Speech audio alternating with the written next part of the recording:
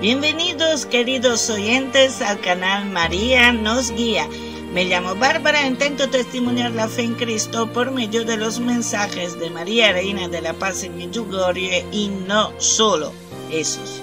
Que la oración del rosario, el ayuno, las renuncias y las obras de misericordia nos guíen hacia el futuro del bien y de la paz en la verdad. Un saludo y un abrazo a todo el mundo desde España, de una italiana.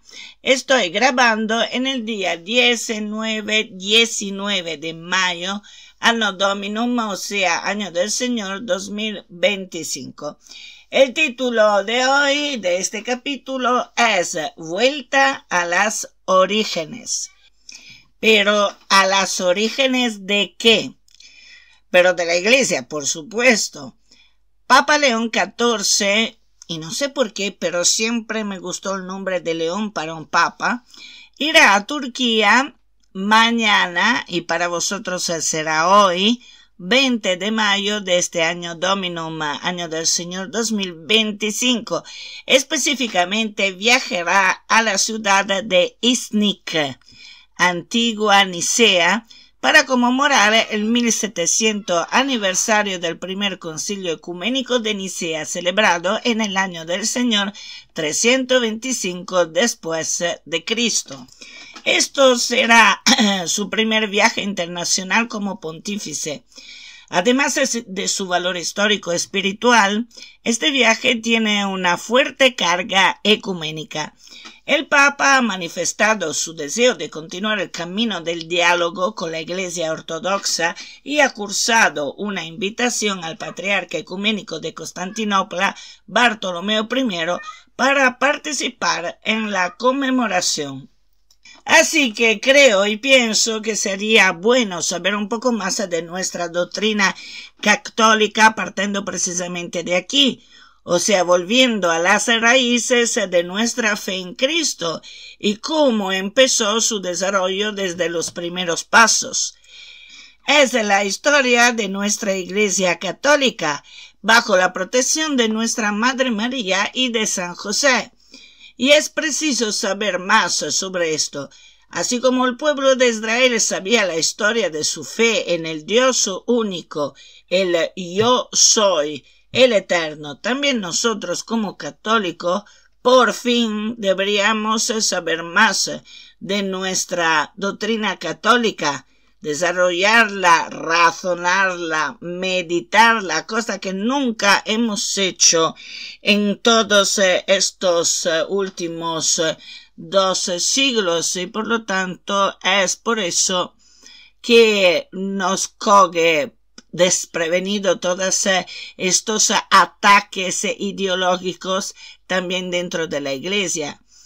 Por eso tenemos la responsabilidad y el deber de entender nuestra fe católica, entender más a Dios, a su lógica, para poder amarle más y seguirle en toda libre voluntad. Y vamos partiendo de aquí.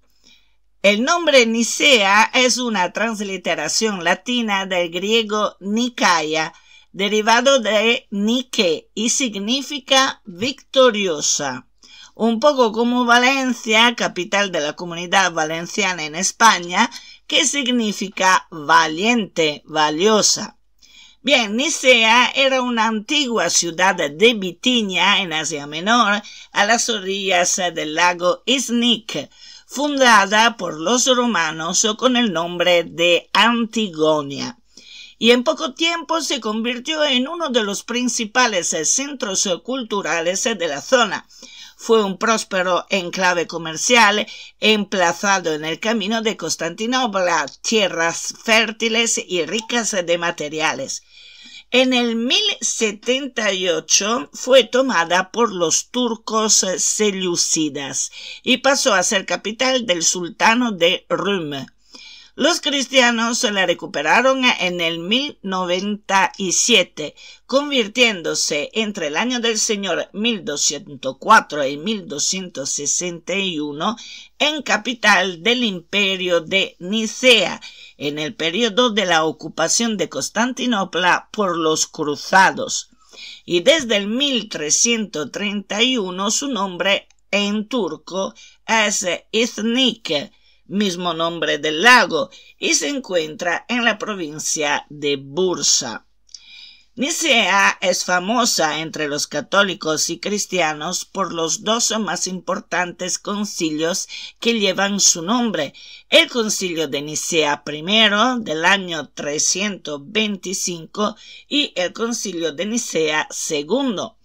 El concilio de Nicea I es conocido por el denominado credo largo, vulgarmente hablando se dice de el credo largo, porque en el 325 fundó el concilio las bases de este credo. Y esto porque, partiendo del credo de los apóstoles, que es el credo corto, se añadieron especificaciones para que no hayan confusiones sobre la doctrina de Cristo, ya que las herejías estaban imperversando por todas partes. Y en el 381, este credo largo, que fue introducido por el concilio de Nicea I, en el 325, fue completado en el 381 para prácticamente ser lo que conocemos nosotros. Lo que dice: yo creo en Dios Padre Todopoderoso, Creador del cielo y de la tierra y de todas las cosas visibles y invisibles.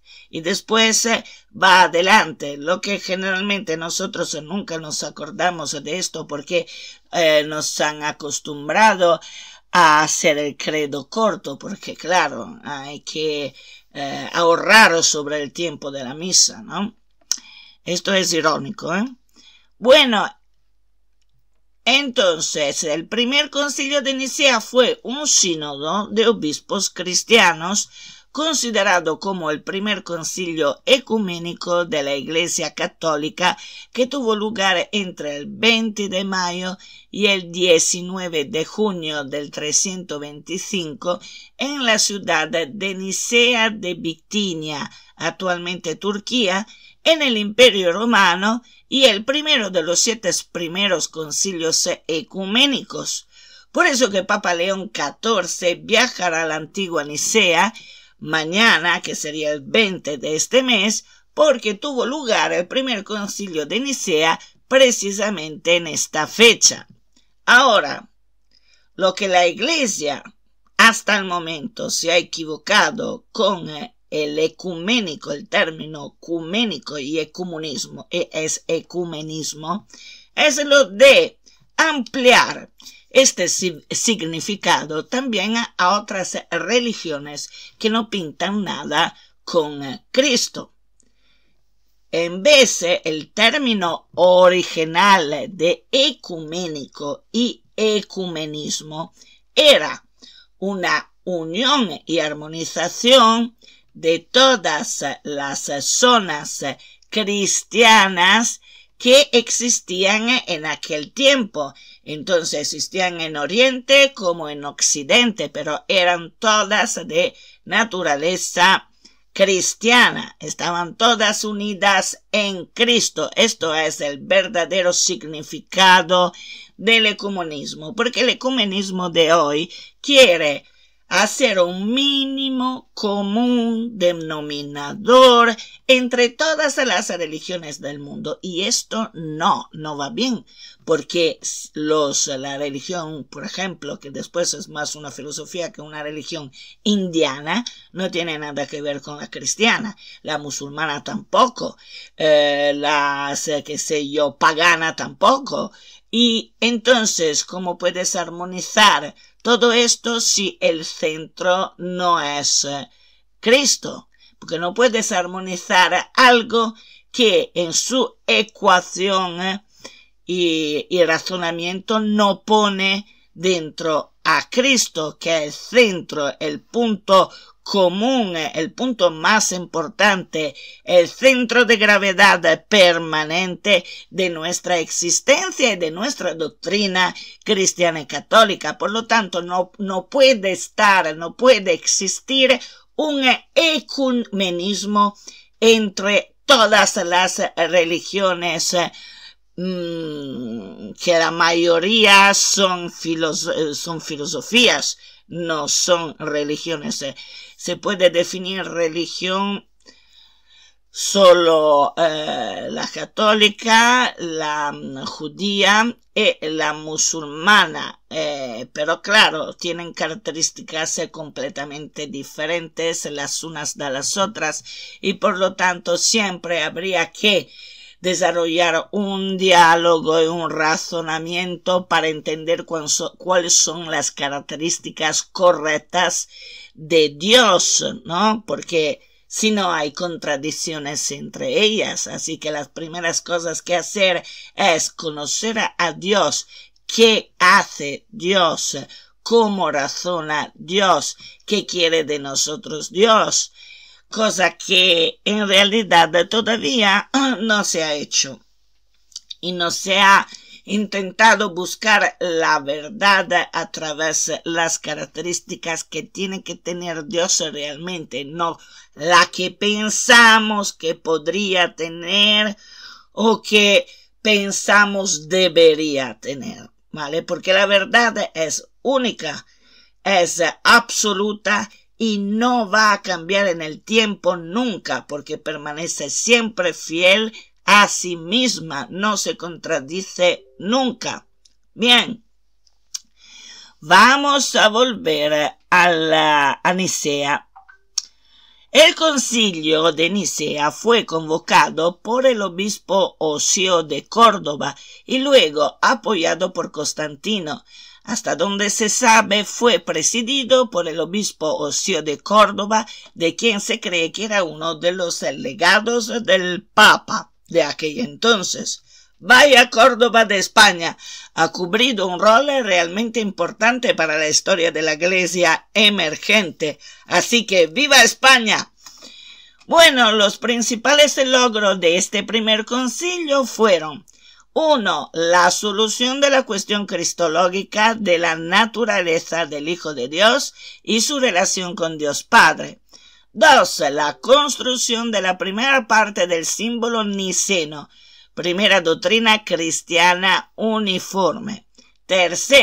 El establecimiento del cumplimiento uniforme de la fecha de la Pascua, porque todavía habían muchas diferencias entre una zona de la cristianidad y la otra. 4. La promulgación del primer derecho canónico. Y las principales fuentes para el estudio del concilio están reunidas en Fontes Nicene Sinodi. Todo esto gracias al recién convertido al cristianismo Constantino I, quien en el año del Señor 313 acordó con el otro emperador Licinio un edicto de tolerancia empezado por el anterior emperador Galerio, que puso fin a las persecuciones a los cristianos en el Imperio Romano y así asegurar a los cristianos la libertad para reunirse y practicar su culto. Y años después, Constantino se enfrentó a Licinio, que dominaba la parte oriental del imperio. El Licinio era fuertemente pagano y lo derrotó en el 323. Fue la providencia de Dios, ya que si hubiera ganado Licinio, el cristianismo a lo mejor no habría sobrevivido o se habría desarrollado en situaciones totalmente diferentes y con más dificultades. Constantino era consciente de las numerosas divisiones que existían en el seno del cristianismo. Siempre se han sido y siempre habrán. en el curso de la historia podemos darnos cuenta que estas divisiones siempre, como he dicho antes, han existido, ya que la conducción de la Iglesia es humana con todos sus errores y pecados. Solo el mensaje es divino y debe ser guardado tal cual como nos lo han transmitido desde el primer momento los apóstoles a partir del día del Pentecostés. Así que Constantino escuchó la recomendación de convocar un sínodo dirigido por Osío de Córdoba en ese mismo año y decidió reunir un concilio ecuménico de obispos en la ciudad de Nicea. El propósito de este concilio era establecer la paz religiosa y construir la unidad de la Iglesia. Bien, ayer, que era el 18 de mayo del año del Señor 2025, hubo la misa de intronización del Papa León XIV y en su homilía el Papa León XIV insistió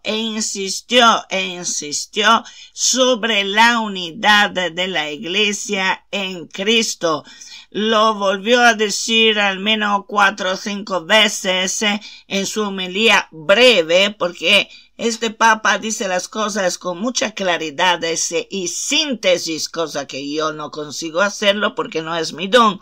Y no ha tenido que decir muchas palabras, entre otras cosas. Además, se desarrolló un poco más lo que había dicho ya desde el primer día de su elección, que fue el 8 de mayo. Y insistió muchísimo sobre la unidad de la Iglesia en Cristo y no habló de sinodalidad. Y esto no gustó para nada a muchos obispos y cardenales, entre comillas, liberales, porque muy probablemente han puesto en su mente, en su corazón, la ideología en vez de que Cristo. O sea, estas personas, estos obispos y cardenales que no consiguen entender las palabras del Papa y lo critican para decir lo que siempre Cristo ha dicho: unidos a mí, yo, o sea, Cristo, soy la cabeza de la Iglesia y todos los restos de los miembros, si quieren seguirme, tendrán felicidad y tendrán la verdad. Pero claro, si no me seguís, entonces el cuerpo se va a destruir, porque si el cuerpo voluntariamente no sigue la cabeza continúa a pensar en la misma forma, porque esta es la verdad y no puede cambiar, porque solo Dios sabe cuál es el funcionamiento real y correcto y sano del ser humano. Y si el cuerpo hace un motín, obviamente el cuerpo sin cabeza no tiene ningún reparo, no tiene ninguna vida, Y claro, uno me puede decir, claro, también la cabeza sin el cuerpo, sí, pero estamos hablando ahora de un paralelismo. La cabeza, que es Cristo, ha vencido la muerte y entonces nunca más morirá. Lo que no muere, todo el resto del cuerpo, si no sigue la cabeza. ¿Me entendéis qué quiero decir? Esto es el paralelismo. Y estos obispos y cardenales no están convencidos de estos. Ellos piensan que se pueda manipular la verdad a propio antojo, pero no es así, porque la Iglesia no puede haberse equivocado en 2000 años de historia, cuando doctores y doctoras de la Iglesia siempre han sido coherentes con la única y verdadera verdad y nunca se han contradecido entre ellos. Por lo tanto, ¿por qué ahora tenemos que contradecir la divina voluntad? ¿Porque somos a lo mejor más inteligentes de estos doctores de la Iglesia? Absolutamente no.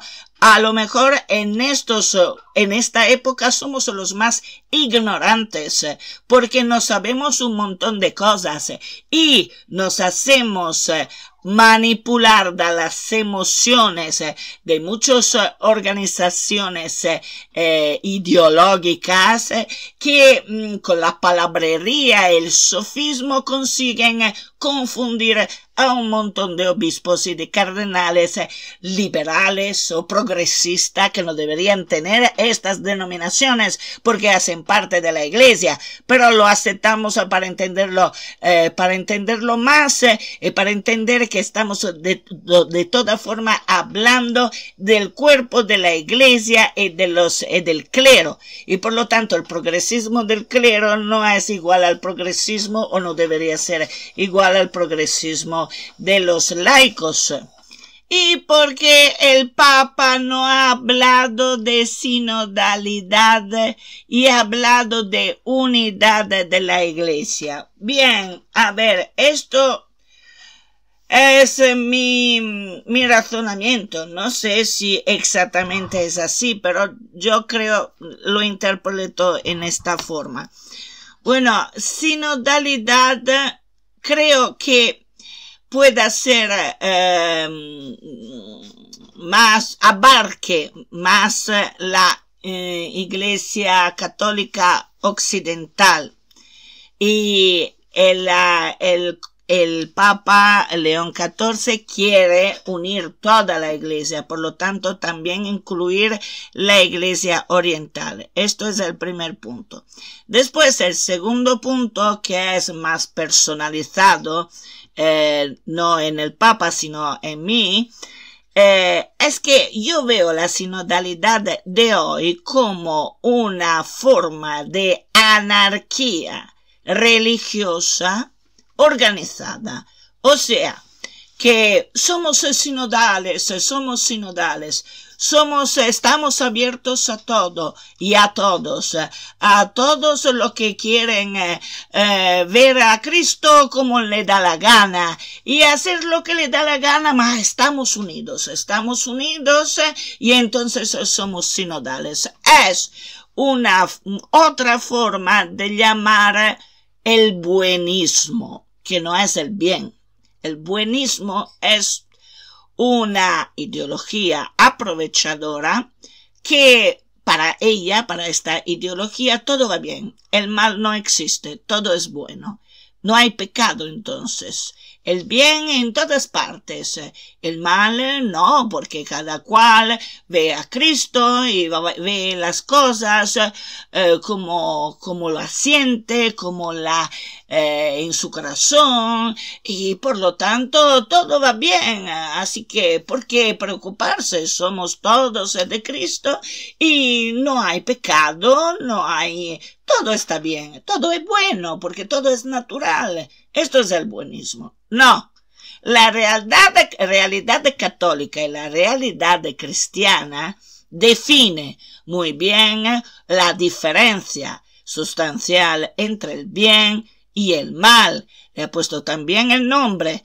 El bien es Dios y el mal es Satanás. Y Satanás te aleja de la voluntad de Dios hasta destruirte, y te destruye el alma hasta llegar al punto de no poder ya volver atrás, porque no quieres. No porque no puedes, sino porque no quieres, porque te gusta estar dentro del mal, y al final entonces de tu vida no tendrás la vida eterna, pero irás al infierno.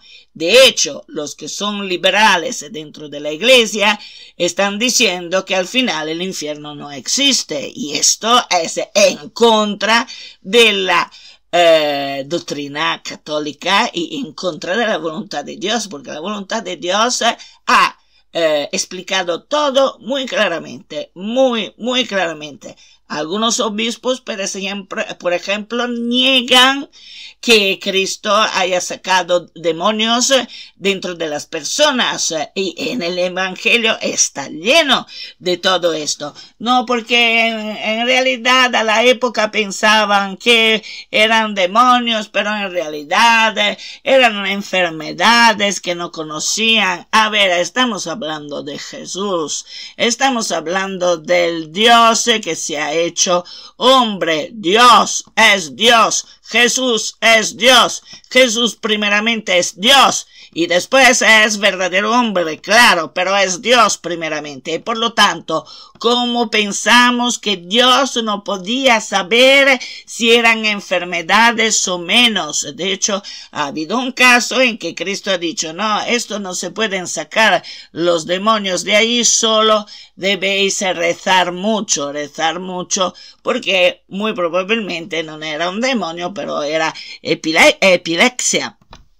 Pero, a ver, ¿cómo? Hay que razonar el Evangelio, hay que razonarlo, hay que razonar la Biblia, hay que ser abiertos sinceramente a la búsqueda de la verdad para no hacerse confundir de todos los empujes de ideologías falsas que pretenden ahora hacer injerencia en el campo de la espiritualidad para poner informaciones absolutamente falsas y humanas y trasladarla dentro del Vaticano, dentro de la Iglesia Católica, para confundir todo el pueblo católico y todos los cristianos. Ahora, yo espero que estos obispos no lo hagan en mala fe, que estos obispos realmente piensen que Cristo tiene estas características que en realidad no tiene y que entonces hacen lo que hacen en buena fe. También sí, yo tiendo más a pensar al lado negativo de las cosas, ¿no? Pero yo pido que todos nosotros católicos, los que creen en la oración de rosario, rezamos sobre todo por estos obispos y cardenales que se definen liberales o progresistas, para que encuentren la paz interior que lleva al verdadero Cristo, a la verdadera voluntad, que es la misma de siempre, es la misma de más de 2000 años de historia de la Iglesia y que nunca se ha contradecido. Y nosotros no somos absolutamente más inteligentes de los padres de la Iglesia. Bien, entonces, al final la historia se repite, No es lo que prácticamente está llamado a ser también Papa León XIV, o sea, guiar la Iglesia hacia su unidad, la unidad de la Iglesia, también la unidad de la Iglesia entre Occidente y Oriente, porque es Iglesia también la Iglesia de Oriente, y yo creo que la Iglesia de Oriente es más firme y más coherente a la divina voluntad de Dios que la Iglesia de Occidente, porque la Iglesia de Occidente se ha convertido en muchos aspectos, en una iglesia política. Algunos obispos y cardenales hoy piensan de ser políticos en vez que apóstoles de Dios, al menos de hecho, porque a lo mejor ellos dicen yo soy apóstol de Dios y entonces tengo la verdad. Esto no es absolutamente verdad, no es verdad esto. En primer lugar, los apóstoles rezaban mucho al Espíritu Santo para que le diera sabiduría, para que pudieran encontrar la solución correcta según la divina voluntad. Y siempre esto fue porque el Espíritu Santo de Dios te ayuda si rezas mucho.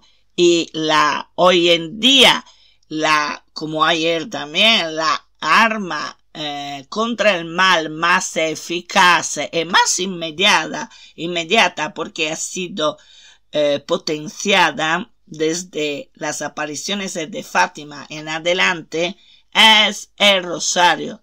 Así que la práctica principal tiene que ser el rosario, y desde allí, como decía Papa León XIII, todos los problemas, sobre todo aquellos grandes que sean de carácter político o social, se arreglarán porque el Espíritu Santo inspirará a la Iglesia Católica y sobre todo al Papa, en este caso León XIV, a encontrar la solución correcta. Y si queremos realmente este Papa, que yo ya lo quiero mucho, porque con la homilía que ha hecho ayer, a mí se abrió en mi corazón, mi mente, mi alma, mi todo, y ha sido realmente un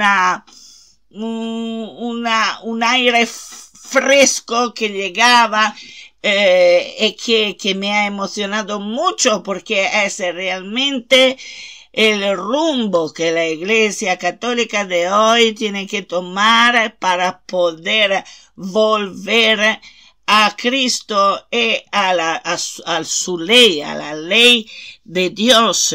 Y me ha gustado también las oraciones, las intenciones que ha dicho, que a un cierto momento ha dicho, más o menos, porque no es que me acuerdo muy bien, me acuerdo el significado, pero no las palabras, las letras exactas.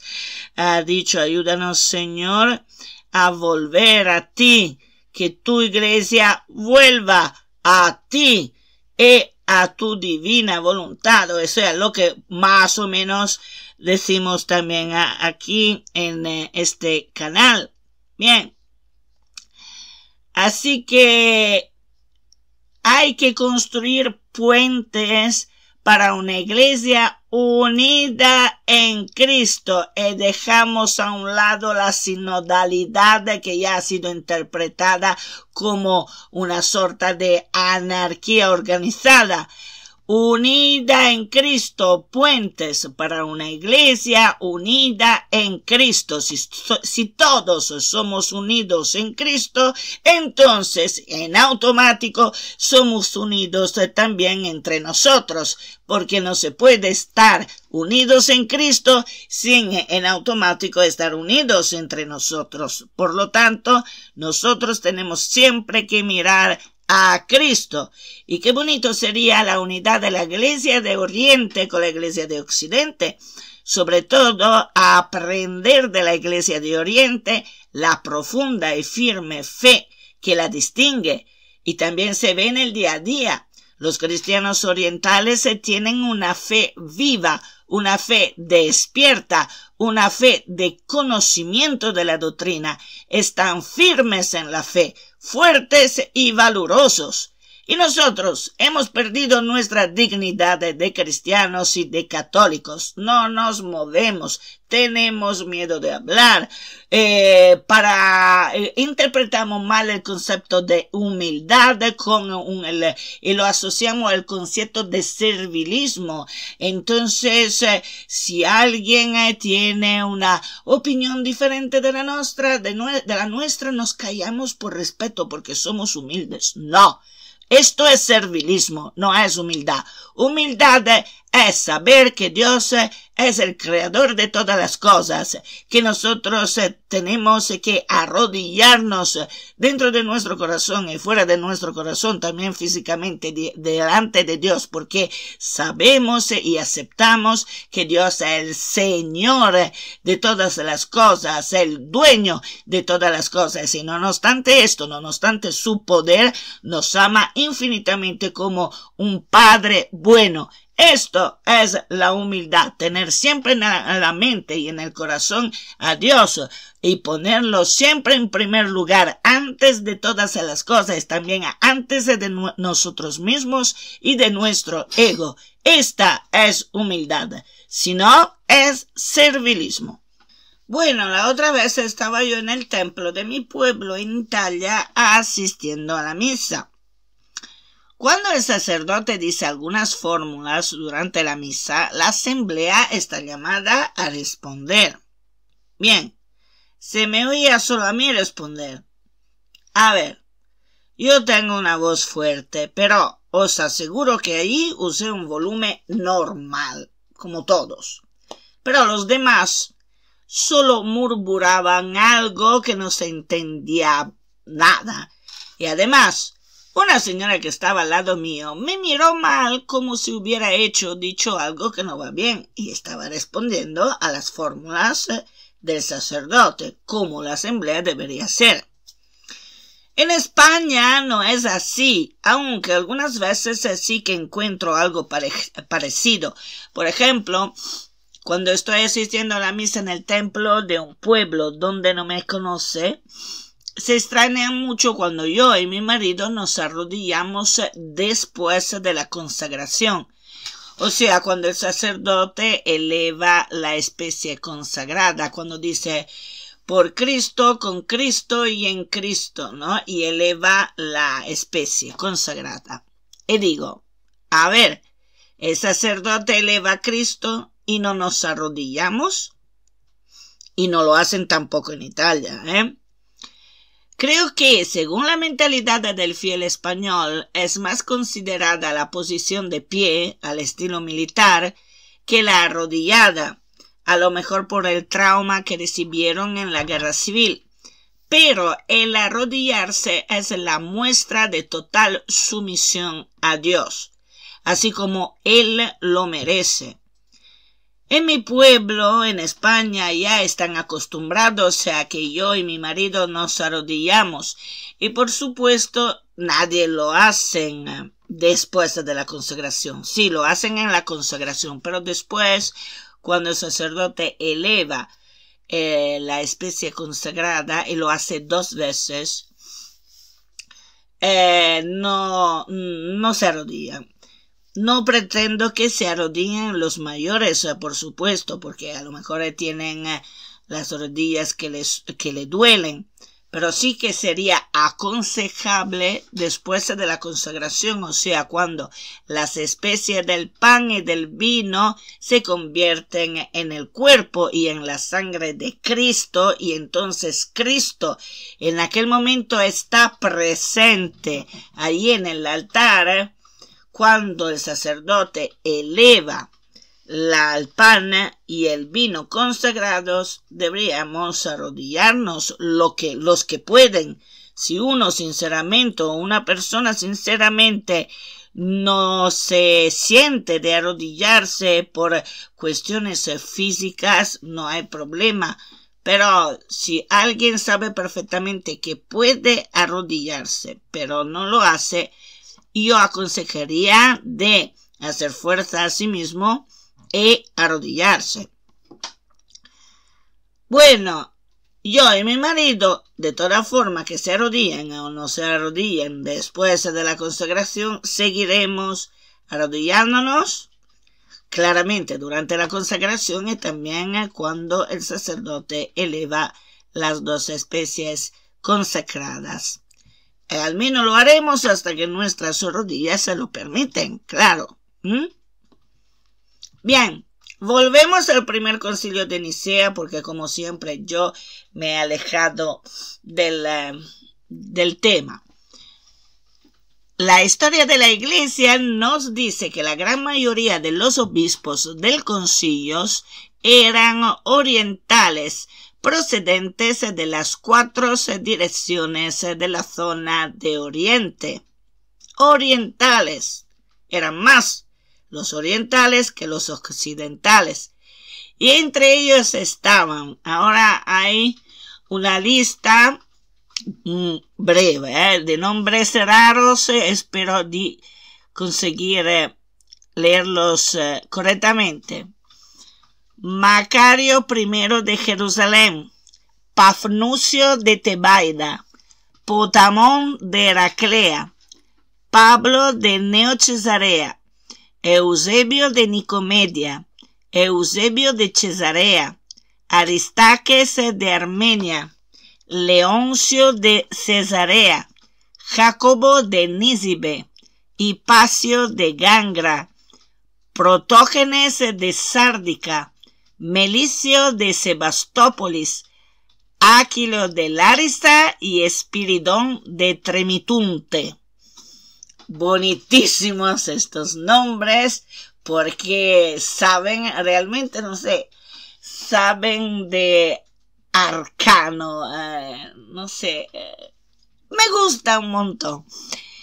Bien, desde fuera del Imperio Romano asistieron Juan de Persia e India, el obispo godo Teófilo y Stratófilos de Pitzunda de Georgia.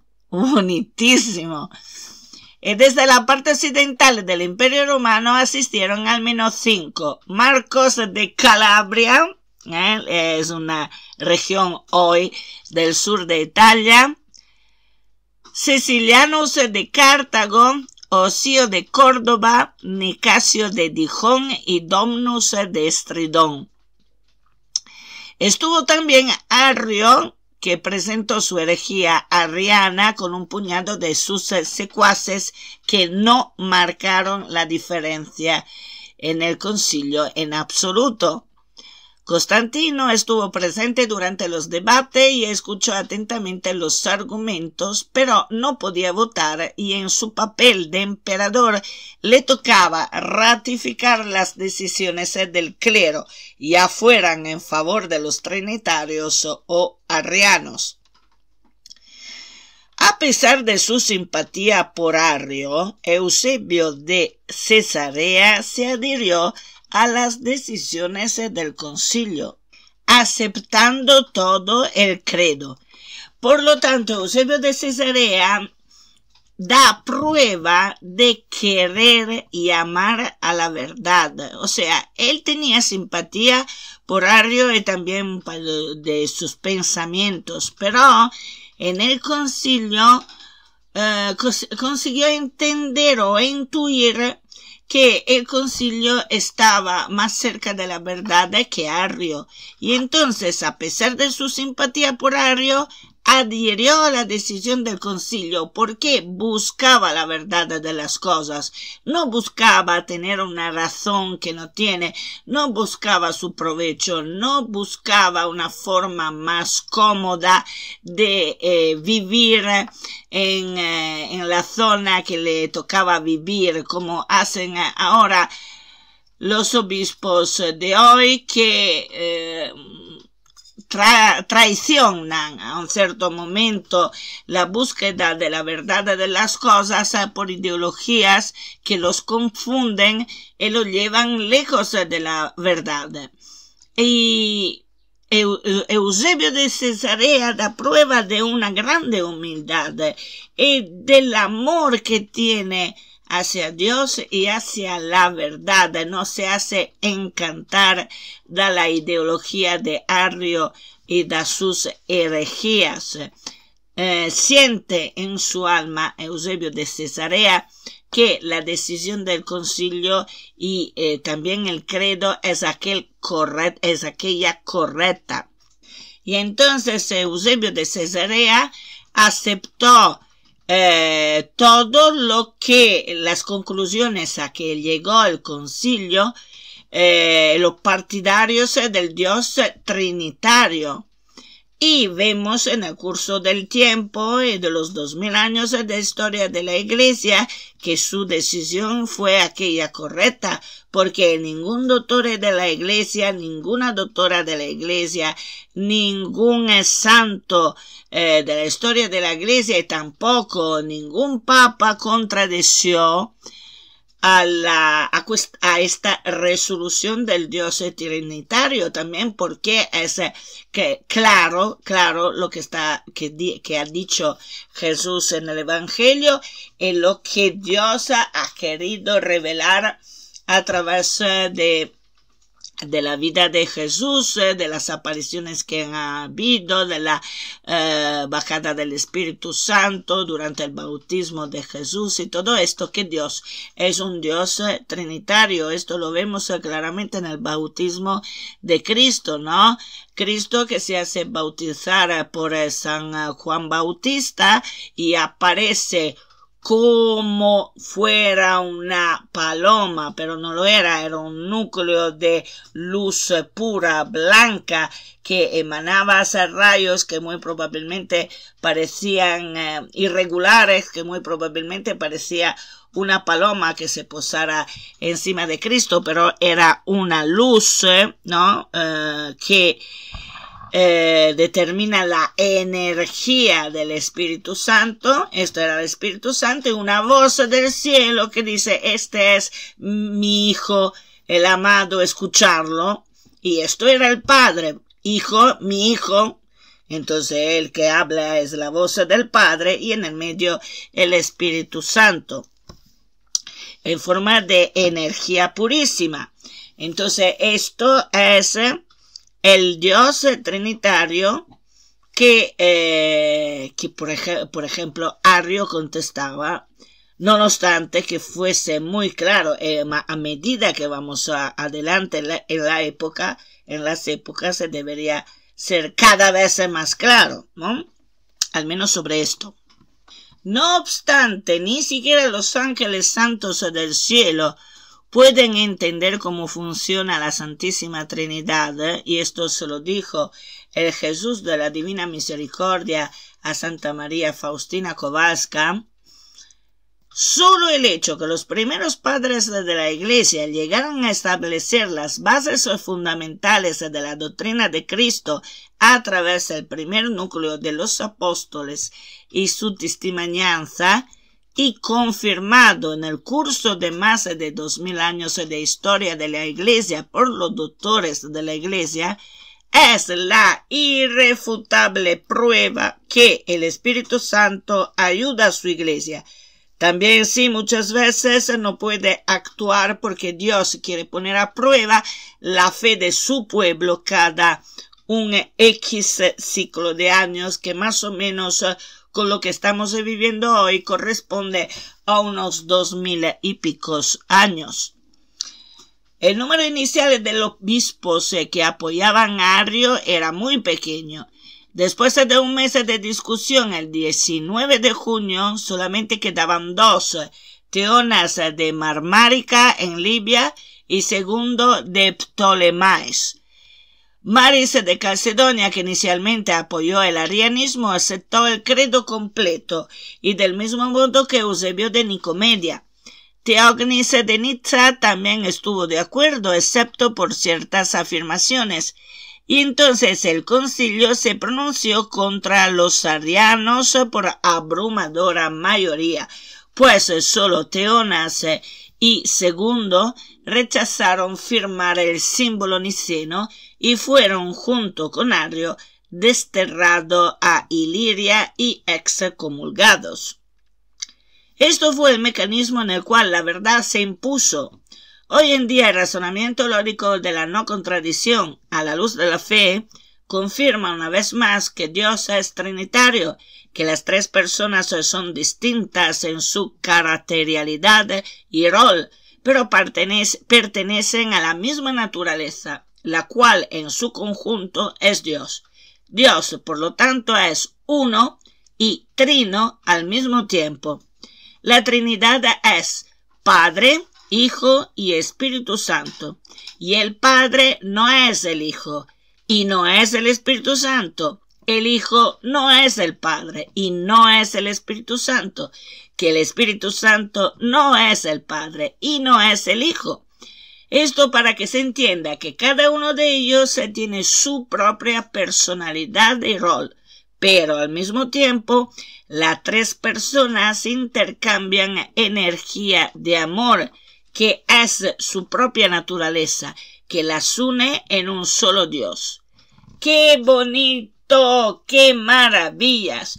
Pensamos, por ejemplo, a un humilde trébol, que las 3 hojas del trébol son las personas de la Santísima Trinidad, unida entre ellos da un pedúnculo donde hay savia, y esta savia del trébol es de la misma naturaleza del pedúnculo y de las 3 hojas, ¿vale? Más o menos se puede entender así. Ahora habrá que entender mejor el alma de Cristo. En sus visiones, Ana Catalina Mirke veía a Cristo hacer milagros y al mismo tiempo veía a la Santísima Trinidad al completo. Pero aún no quiero hablar de esto porque me faltan algunas informaciones y razonamientos. Y tampoco quiero alargarme mucho en esto, pero sería interesante que los fieles estudiaran la historia de la Iglesia, pero razonando sobre las acciones y los motivos que movieron la Iglesia en una dirección o en una otra. Y de ahí empieza el razonamiento. Hay que ser niños pequeños que, para aprender, siguen preguntando sin parar. ¿Y por qué esto? ¿Y por qué esto otro? Bien, la voluntad de Papa León XIV de crear un puente sólido y grande entre la Iglesia de Oriente y de Occidente es muy fuerte y también muy sentida, no solo para él, sino para todo el mundo cristiano. De hecho, ayer, cuando terminó la misa solemne de la entronización del Papa, la primera cosa que el Papa León XIV ha hecho es reunirse con los exponentes de la Iglesia de Oriente, ortodoxos, y hablar con ellos, y dialogar, conocerse, ver un poco cuáles son sus aspiraciones, cuáles son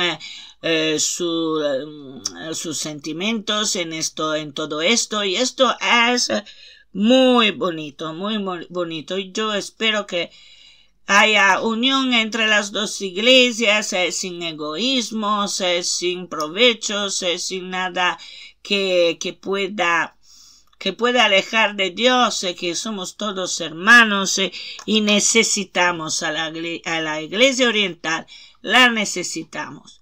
Claro, no estamos preparados nosotros en Occidente a sus ritos, que son largos, pero al menos intentar acercarse a la Iglesia de Oriente a través de la lengua, que es el latín, es la lengua por excelencia, es la lengua que une a la Iglesia en todo el planeta y a la Iglesia de Oriente, a la Iglesia occidental y a la Iglesia de Oriente.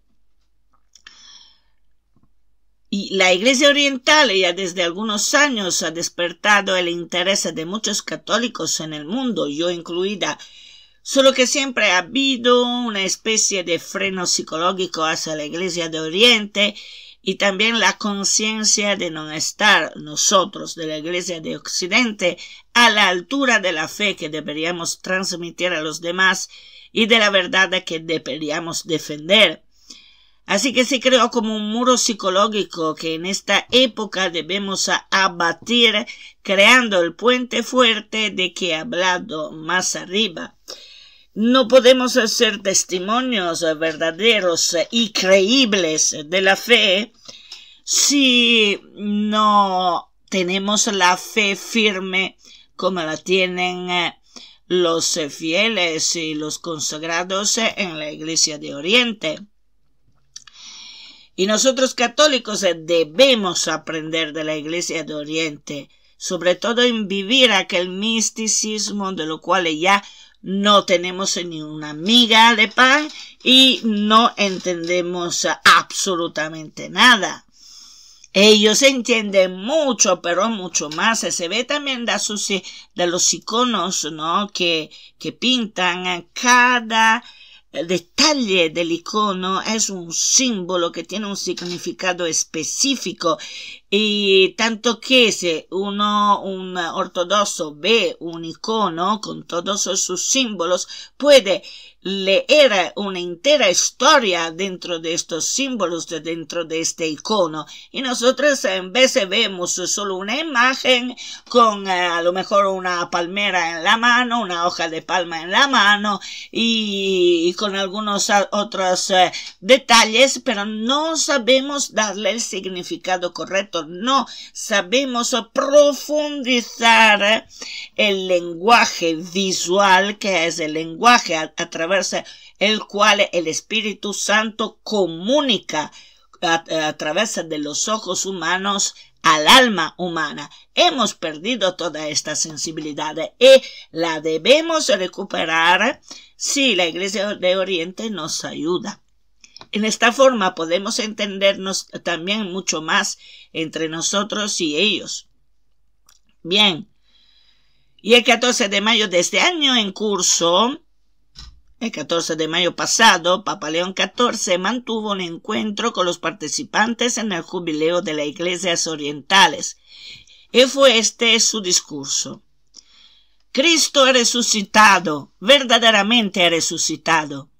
Os saludo con las palabras que en muchas regiones el Oriente cristiano no se cansa de repetir en este tiempo pascual, profesando el núcleo central de la fe y de la esperanza, que Cristo ha vencido la muerte, ha resucitado. Y es hermoso veros aquí precisamente con ocasión del jubileo de la esperanza, de la cual la resurrección de Jesús es el fundamento indestructible. Bienvenidos a Roma. Me alegra encontrarme con vosotros y dedicar a los fieles orientales uno de los primeros encuentros de mi pontificado. Sois preciosos. Al contemplaros, pienso en la diversidad de vuestras procedencias, en la historia gloriosa y en los duros sufrimientos que muchas de vuestras comunidades han padecido o padecen. Tras citar tanto a Francisco como a San Juan Pablo II y León XIII, antecesores suyos en la cátedra de Pedro, ha valorado la riqueza litúrgica de la Iglesia. Papa León XIV dice: es significativo que algunas de vuestras liturgias, que en estos días estáis celebrando solemnemente en Roma según las distintas tradiciones, aún utilicen la lengua del Señor Jesús. ¡Qué bonito! Pero el Papa León XIII expresó una sentida llamada para que la legítima variedad de liturgia y de disciplina oriental redunde en gran decoro y utilidad de la Iglesia. Orientalium dignitas. Papa León XIV habló después de la pesadilla de la guerra. Una riqueza, la de las liturgias, que no deberían perder los cristianos que necesitan emigrar a Occidente, porque hoy muchos hermanos y hermanas orientales, entre ellos varios de vosotros, obligados a huir de sus tierras de origen por causa de la guerra y las persecuciones, de la inestabilidad y la pobreza, corren el riesgo, al llegar a Occidente, de perder, además de la patria, también su identidad religiosa. Y así, con el paso de las generaciones, se pierde el patrimonio inestimable de las iglesias orientales. Yo a este punto, como Bárbara, tendría una petición, pero no sé si desde el punto de vista litúrgico se puede hacer. Lo veréis vosotros, quien me oye y sabe más de esto. A mí me gustaría escuchar la homilía de algún sacerdote de alguna iglesia oriental sobre algún paso del Evangelio del domingo. O sea, que se hace la misa nuestra católica, con la tradición católica, pero la homilía, en vez de hacerlo el párroco que tenemos, que cada parroquia tiene, que lo haga un sacerdote de la iglesia oriental. Esto para escuchar el desarrollo de la homilía, donde se centra, de qué forma, donde es el punto que para ellos es más sensible. Y me parece que las dos iglesias sean compatibles, tanto que pueden compartir los templos cuando uno necesita del otro. Si no me equivoco. Ahora no sé si pueden celebrar juntos, pero me parece que sí, pero no estoy segura. Así que cuidado que de no hacer cosas raras que no van bien, pero sí que me gustaría escuchar una homilía de un sacerdote ortodoxo. Bueno, seguimos con el discurso de León XIV a los fieles de religión oriental, de la Iglesia oriental. León XIV ha insistido en lo que ya señaló el anterior Papa León XIII, quien observó que la conservación de los ritos orientales es más importante de lo que se cree, y para ello prescribió incluso que cualquier misionero latino del clero secular o regular que con consejos o ayudas atraiga a algún oriental al rito latino, fuera destituido y excluido de su oficio. O sea, no sé si me explico. Hay total respeto para la iglesia oriental. Total respeto. Porque la iglesia oriental es una riqueza espiritual que completa a toda la iglesia. Y no estoy diciendo solo la iglesia occidental, estoy diciendo la iglesia de Cristo, porque la iglesia de Cristo es la iglesia occidental y la iglesia oriental. Al final, al principio de todo, han empezado juntas. Hemos visto que en el concilio de Nicea primero eran más los cardenales orientales que aquellos occidentales. Los occidentales habrán estado muy poco. La grande mayoría de los obispos, de los cardenales del concilio de Nicea era abrumadora. Así que al final debemos a los cardenales de la iglesia oriental todo lo que hace la iglesia ahora, pero en su conjunto, o sea, iglesia occidental y iglesia oriental unidas en Cristo. Bien, esto soy yo que lo digo, no lo ha dicho León XIV, pero acojamos, dice León XIV, el llamado a custodiar y promover el Oriente cristiano, sobre todo en la diáspora. Aquí, además de dirigir donde sea posible y oportuno circunscripciones orientales, es necesario sensibilizar a los latinos. Sensibilizarlos, claro, sensibilizarlos a la mística que la iglesia oriental guarda dentro de su corazón. Y en ese sentido el Papa ha pedido al dicasterio para las iglesias orientales que le ayude a definir principios, normas y directrices mediante las cuales los pastores latinos puedan sostener concretamente a los católicos orientales en la diáspora. León XIV ha subrayado la importancia que tienen los cristianos orientales. La iglesia os necesita. ¿Qué gran aporte puede darnos hoy el Oriente cristiano? ¿Cuánto necesitamos recuperar el sentido del misterio tan vivo en vuestras liturgias que implican a la persona humana en su totalidad, cantan la belleza de la salvación y suscitan el asombro por la grandeza divina que abraza la pequeñez humana?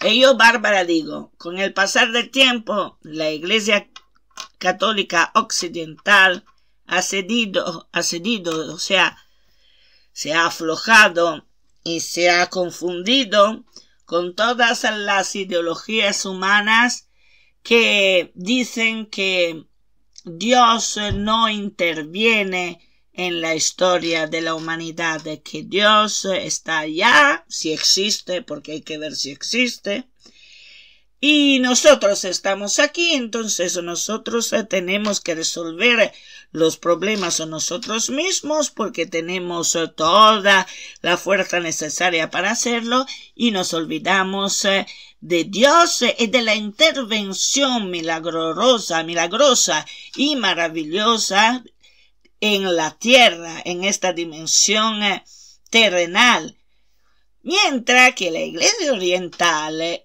cree en la intervención de Dios en la tierra, porque creen en todas las manifestaciones que Dios ejercita en la Iglesia. Por ejemplo, también la Iglesia Ortodoxa tiene santos y ermitaños que han sido como doctores de la Iglesia ortodoxa y han sido santos precisamente en su forma de ser, en su forma de actuar, en su forma de creer, en la explicación en que daban de la lógica de Dios, y creen también en la intervención de Dios, sobre todo en lo inexplicable. No lo silencian, lo hacen conocer al pueblo, lo cuidan y lo custodian este patrimonio espiritual que forma la Iglesia oriental. Y nosotros no, porque la Iglesia católica tiende a hacer creer a los fieles que Dios no interviene en la historia humana. Que si hay milagros, sí hay milagros, pero lo ven como si fuera una superstición. A ver, no todos son los obispos ni todos son los cardenales, pero una buena parte de los cardenales, o sobre todo aquellos que se definen liberales, entre comillas, o progresistas, y que no deberían ser estas denominaciones, porque son denominaciones políticas, y la Iglesia no es un organismo político, es una institución de Cristo. Bien, la Iglesia católica poco a poco en los años y en los siglos se ha acercado más a la lógica humana, enraizada en lo terrenal, y ha dejado a un lado poco a poco, al menos de hechos, porque a lo mejor en las palabras no, pero en los hechos sí, ha dejado de un lado todo lo que es el plan existencial, espiritual, que es el mundo espiritual, que es la dimensión de Dios. Y después, volviendo al discurso de Papa León XIV, Papa León ha señalado la necesidad que tiene hoy Occidente de redescubrir la espiritualidad oriental, que debe ser preservada.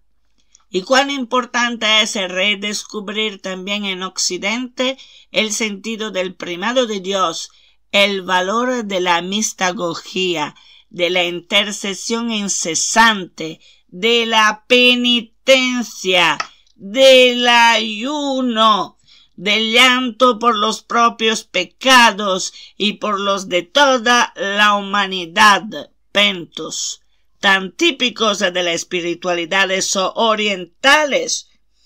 Por eso es fundamental custodiar vuestras tradiciones sin diluirlas, tal vez por comodidad o practicidad, pero no hay que diluirlas, de modo que no se corrompan con un espíritu consumista y utilitarista, como ha pasado con la Iglesia de Occidente, porque ahora estamos, esto no lo dice el Papa León XIV, esta última parte la estoy diciendo yo, Bárbara, como ha pasado en estos últimos 200, 300 años. Bien, ahora volvemos de nuevo a Papa León XIV. Tras citar a San Efrén el Sirio y a San Isaac de Nínive, el Papa ha abordado la dramática situación que vive Oriente Medio. ¿Quién, pues, más que vosotros, puede cantar palabras de esperanza en el abismo de la violencia? Y sobre todo este horror sobre las masacres de tantas vidas jóvenes que deberían provocar indignación, porque en nombre de la conquista militar, las víctimas son personas humanas. Resuena un llamamiento, no tanto el del Papa, sino el de Cristo, que repite, paz a vosotros, y precisa, la paz os dejo, mi paz os doy, no como lo da el mundo, yo os la doy. Se encuentra en Juan capítulo 14, versículo 27. Y el Papa ha recordado que la paz no puede ser la paz de los cementerios.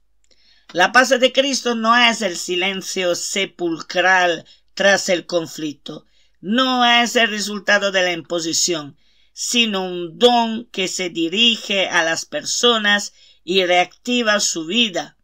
Oremos por esta paz, que es reconciliación, perdón, valentía para pasar página y volver a empezar. Y ahora yo sigo con lo que dice la Virgen María en Medjugorje, la Virgen María, reina de la paz. La paz, la verdadera paz, no es el silencio sepulcral, como dice León XIV, no es ausencia de guerra. La paz es Cristo, porque si tenemos Cristo en nuestro corazón, en nuestra mente, en nuestro ser, y si tenemos a Cristo en el centro de nuestra vida, siempre en primer lugar de todo el resto, entonces nuestro corazón tendrá paz, tendrá alegría, tendrá felicidad. No estaremos llenos siempre de odio, de rancor, de envidia, de querer el control sobre los demás, cueste lo que cueste. No nos haremos confundir de falsos dioses como el poder y como el dinero y de la desesperación. Porque, por ejemplo, el último mensaje de la Virgen María en Medjugorje dijo: los vientos del desasosiego y del odio y del rancor. A ver, no está hablando lo mejor de lo que está sucediendo, pasando aún entre Ucrania y Rusia, en los países de Pakistán, de India, y de esto y de esto otro. No está hablando de esto, claro que está hablando de esto, y esto es porque al final ninguno de ellos piensa a la verdad verdadera, ninguno de ellos conoce o sabe que existe Dios, que existe Cristo, y quien lo sabe lo ha puesto a un lado, y estos son los resultados.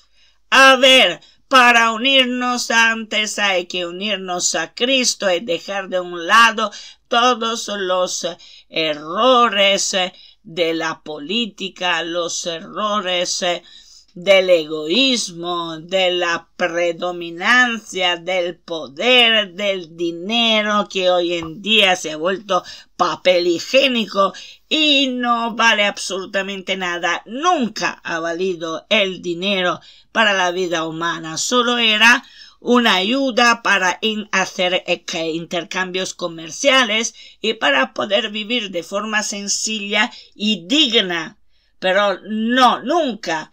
El dinero ha sido para el poder global, para poder someter a todas las personas del planeta a un único pequeño grupo de elegidos, entre comillas, que se sienten autos elegidos porque nadie lo ha hecho. Así que, por favor, no veis que todo esto son todas artimañas del mal para dividirnos, para crear muertes, destrucción, odios y divisiones. Tanto los soldados ucranianos como aquellos rusos son personas. Y ahora se oye en las últimas noticias es que los telediarios no ponen todavía en las televisiones. Se oye que desesperados los ucranianos intentan obligar personas de Hungría a hacer los soldados en Ucrania contra Rusia. A ver, esto es el desasosiego, la desesperación de que está hablando la Virgen María, Reina de la Paz en Medjugorje. Y esto, ¿qué pasa entonces ahora? Si Ucrania hace esto, claramente Hungría tomará medidas para que Ucrania pare de esta iniciativa horrible. Y lo mismo hará o estaría haciendo Polonia. Por lo tanto, Ucrania ahora tiene dos enemigos más porque actúan en defensa propia, porque ha empezado antes Ucrania. Pero si Ucrania es tan desesperada, que se rinda. Y que Rusia obviamente lo trate a Ucrania con decencia y con dignidad y con compasión. O sea que no es que hay solo un malo, hay muchos malos que se están destruyendo entre ellos. ¿Para qué? ¿Para qué? Que el planeta es de Dios, que la dimensión terrenal es de Dios, no es nuestra. Solo somos administradores nosotros humanos. Dios es el Señor de todo. Dios nunca lo he visto, por lo tanto no está. No. ¿Por qué Dios se esconde? ¿Por qué quiere probar nuestra fe en Él? Ya que la primera pareja, Adán y Eva, ha hecho el pecado original por no haber confiado en Dios, por haber confiado más en las confusiones de la serpiente y de sus propias fuerzas, y no haber confiado en la bondad de Dios, porque la serpiente le ha hecho creer que Dios tenía un segundo fin. ¿Qué segundo fin podría tener Dios si Dios mismo es el creador de todas las criaturas y por lo tanto también nuestro creador? Por eso que es nuestro Padre, un Padre bueno. Ama a sus hijos. Sí, pero hay también padres que no son buenos. O sea, es verdad, pero son siempre los humanos. Dios no es humano, es Dios y es Padre Celestial y por lo tanto es bueno por autonomía y por siempre será bueno y misericordioso. Claro que también Él se puede enfadar. Un enfado justo porque llegamos a un punto tal de falta de empatía total, de falta de amor total, que al final se indigna, se enfada por indignación, y por lo tanto después a un cierto momento, teniendo también la justicia, que es la justicia, porque Dios no es solo amor y misericordia, es también justicia, siendo un Dios justo, a un cierto momento tiene que actuar para defender a su propia creación y a sus propias criaturas. Y cuando se mueve bien. O sea, que no será poco como se mueve. Así que también cuidado a no hacer enfadar, que ya está enfadado, pero se mantiene, se aguanta, a no hacer enfadar a Dios. Bien. Y volviendo al discurso del Papa, León XIV se ha comprometido además a esforzarse para que se alcance la auténtica paz. Para que esta paz se difunda, dice León XIV, yo emplearé todos los esfuerzos. La Santa Sede está disponible para que los enemigos se encuentren y se miren a los ojos, para que a los pueblos se les devuelva la esperanza y la dignidad que merecen, la dignidad de la paz. He hecho un llamamiento a los gobernantes. Los pueblos quieren la paz. Y yo, con el corazón en la mano, digo a los responsables de los pueblos, encontrémonos, dialoguemos, negociemos. La guerra nunca es inevitable. Las armas pueden y deben callar porque no resuelven los problemas, sino que los agravan. Porque pasará la historia quien siembra paz, no quien coseche víctimas. Porque los demás no son antes todo enemigo, sino seres humanos, no malvados a quienes odiar, sino personas con quienes dialogar. Rechacemos las visiones maniqueas típicas de narrativas violentas que dividen el mundo en buenos y malos. Pero, esto digo yo, Bárbara, todos tenemos un poco de bondad y un poco de maldad, porque somos seres humanos, pero entendemos que el bien y el mal tienen características opuestas y bien claras. Entonces nunca hay que confundir estos dos aspectos de nuestra existencia. La persona buena o la persona mala no existe. Cada cual tiene su forma de ser y su elección es o hacia el bien o hacia el mal. Y por lo tanto puede ser un bienhechor o un malhechor. Pero no confundamos esto de la naturaleza del ser humano con el bien y el mal en sí mismos. Porque la diferencia entre el bien y el mal es neta, es clara y es absoluta. Y tiene denominación: el bien es Dios y el mal es Satanás.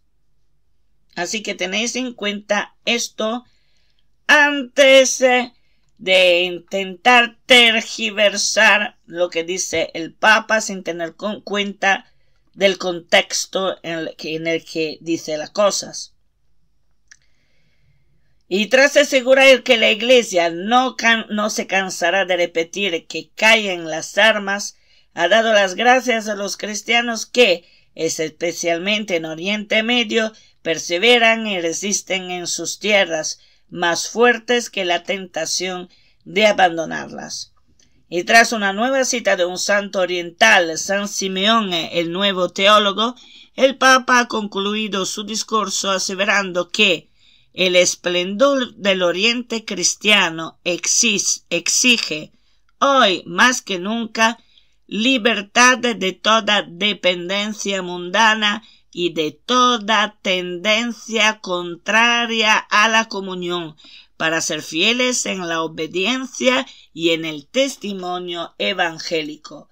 Por lo tanto, también la Iglesia Oriental tiene la responsabilidad de evangelizar la paz de Cristo a todos sus fieles. Acordémonos que Rusia es ortodoxa y Ucrania, una buena parte de Ucrania también, y por lo tanto la Iglesia Oriental es llamada junto a la Iglesia Occidental a evangelizar sus fieles con la paz en Cristo, por Cristo y con Cristo. Vale. Y yo como que he hecho ya una charla, entre comillas, de 1 hora y 21 minutos, creo que aquí podemos terminar. A Jesús por María. Reza del Santo